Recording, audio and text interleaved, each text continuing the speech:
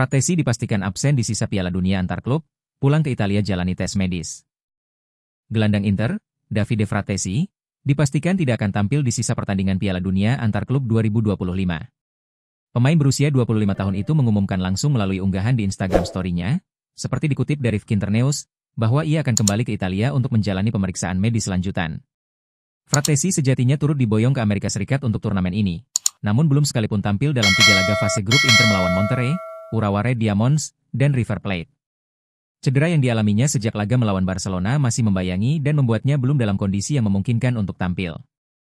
Meski sebelumnya sempat beredar kabar bahwa ia hampir pulih dan mungkin bisa ambil bagian dalam laga babak 16 besar melawan Fluminense, keputusan akhir justru berbeda. Inter bersama tim pelatih dan medis memutuskan untuk tidak mengambil risiko, bahkan jika Nerazzurri berhasil melaju lebih jauh di turnamen ini. Kepastian absennya Frattesi membuat lini tengah Inter kehilangan satu opsi penting, namun keputusan ini diambil demi memastikan sang pemain bisa kembali dalam kondisi terbaik di musim kompetisi yang masih panjang.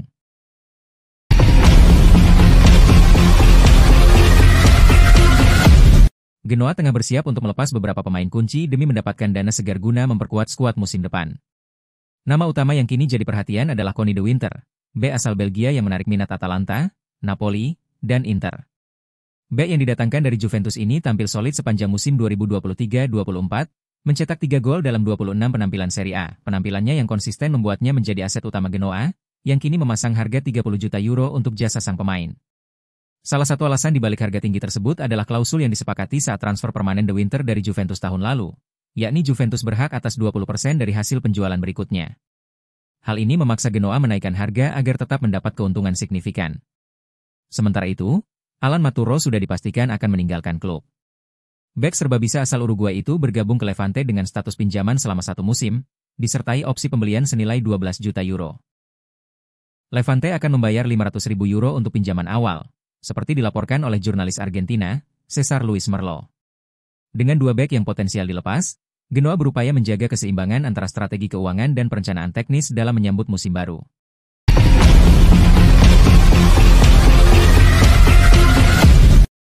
Inter telah menghabiskan 60 juta euro. Inter sudah memulai aktivitas transfer musim panas dengan langkah agresif. Dipicu oleh jadwal padat akibat keikutsertaan di Piala Dunia antar klub, manajemen yang dipimpin Marotta, Ausilio, dan Bacin bergerak cepat sejak awal Juni. Hingga saat ini, Inter telah mengamankan Luis Enrique, Lukas Sucic, dan mempermanenkan Nikola Zalewski. Selain itu, penuntasan transfer sekitar 26 juta euro untuk Angelo Boni juga tinggal selangkah lagi. Total pengeluaran klub sudah melampaui angka 60 juta euro, jumlah yang, seperti dilaporkan Corriere dello Sport, sesuai dengan defisit belanja yang memang telah dirancang. Sebagai perbandingan, dalam beberapa musim terakhir, Inter selalu berupaya menyeimbangkan neraca keuangan dengan mengakhiri bursa transfer dalam kondisi impas atau bahkan surplus. Namun dengan defisit sudah tercapai, langkah selanjutnya sangat jelas, tidak akan ada pemain baru yang masuk tanpa adanya penjualan signifikan.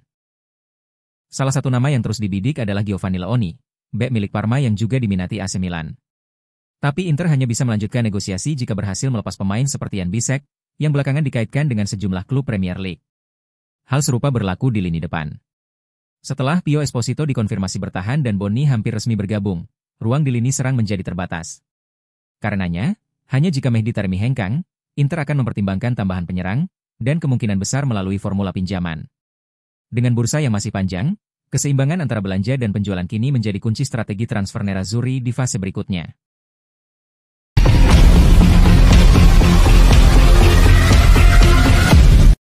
Inter dan Fiorentina capai tahap lanjutan dalam negosiasi transfer Sebastiano Esposito. Inter dan Fiorentina dikabarkan tengah berada dalam tahap negosiasi lanjutan untuk transfer Sebastiano Esposito. Menurut laporan dari La Gazzetta dello Sport, pembicaraan antara kedua klub telah mengalami kemajuan signifikan, dan kesepakatan diyakini semakin dekat. Penyerang berusia 22 tahun tersebut saat ini kembali ke Inter setelah masa peminjamannya di Empoli berakhir musim lalu. Klub asal Toscana itu memilih untuk tidak mengaktifkan opsi pembelian setelah terdegradasi dari Serie A. Meski sempat tampil dalam beberapa laga Inter di Piala Dunia antar klub, termasuk sebagai starter melawan Monterrey dan Urawa Red Diamonds, masa depan Esposito diyakini tidak berada di Giuseppe Meazza.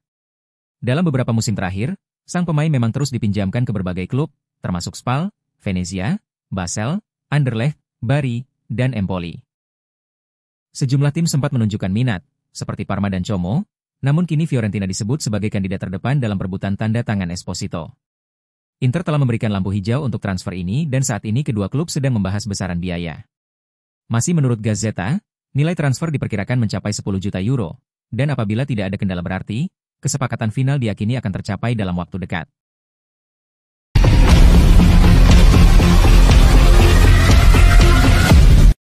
Galatasaray dikabarkan mengalami perpecahan internal dalam mengejar gelandang Inter, Hakan Çalhanoğlu. Laporan dari Finternews menyebutkan bahwa terdapat dua kubu berbeda dalam jajaran manajemen klub asal Istanbul tersebut, yang memiliki pandangan bertolak belakang soal kelayakan transfer pemain internasional Turki itu. Meski sejumlah kabar sempat menyebutkan bahwa Çalhanoğlu telah meminta hengkang ke Galatasaray, sumber yang sama menegaskan bahwa sang pemain belum mengajukan permintaan transfer kepada pihak Inter. Saat ini, ia tetap fokus pada tugasnya bersama Nerazzurri dan tengah tampil di ajang Piala Dunia antar klub. Di internal Galatasaray, Wakil Presiden Ibrahim Hatipolu disebut sebagai sosok yang mendorong penuh perekrutan Çalhanoğlu. Ia juga dikabarkan tertarik memboyong gelandang Manchester City, İlkay Gündoğan, untuk memperkuat lini tengah tim musim depan. Namun, tidak semua petinggi klub memiliki pandangan serupa. Wakil Presiden lainnya, Abdullah Kavukcu, diklaim telah meninggalkan wacana merekrut Çalhanoğlu karena menilai transfer tersebut tidak realistis secara finansial dan teknis.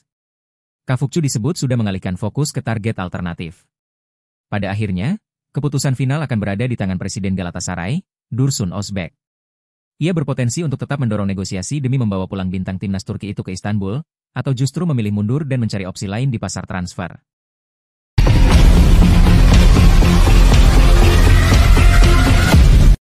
Setelah merampungkan transfer Angeon Bonni, Inter kini mengalihkan fokus pada Giovanni Leoni, bek muda milik Parma yang menjadi salah satu talenta paling menjanjikan di Italia saat ini. Seperti dilaporkan La Gazzetta dello Sport, langkah ini menunjukkan strategi baru Inter yang tidak hanya berani berinvestasi besar, tetapi juga menaruh perhatian khusus pada pemain muda berbakat. Giuseppe Marotta dan Piero Ausilio masih memiliki dana sekitar 30 juta euro untuk membidik pemain seperti Leoni. Bila digabungkan dengan belanja pemain sebelumnya seperti Petar Sucic, Luis Enrique, Nikola Zalewski, yang ditebus secara permanen, serta Bonni, total pengeluaran Inter mendekati angka 100 juta euro di jendela transfer musim panas ini. Di sisi lain, Inter juga bersiap untuk melakukan penjualan. Masa depan Hakan Çalhanoğlu masih belum pasti, sementara Jan Bisek terbuka untuk dijual dengan penawaran antara 30 hingga 40 juta euro. Alexander Stankovic juga berpeluang hengkang ke klub Brugge dengan nilai sekitar 10 juta euro. Adapun untuk Giovanni Leoni, Inter membuka kemungkinan untuk meminjamkan kembali sang pemain ke Parma selama satu musim, sebagai strategi untuk mencegah harga jual yang terlalu tinggi dari pihak klub asal Emilia tersebut. Ini juga dianggap sebagai cara untuk menyiasati ketertarikan dari klub rival seperti AC Milan.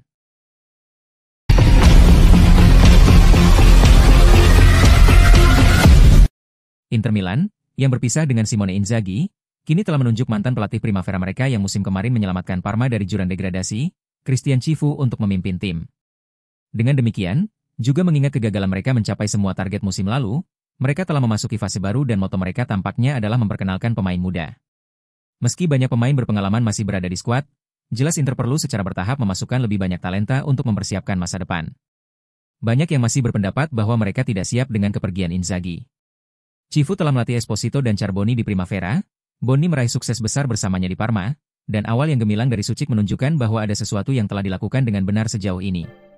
Di sisi lain, AC Milan, dengan kembalinya Massimiliano Allegri sebagai pelatih, menunjukkan pergeseran strategi.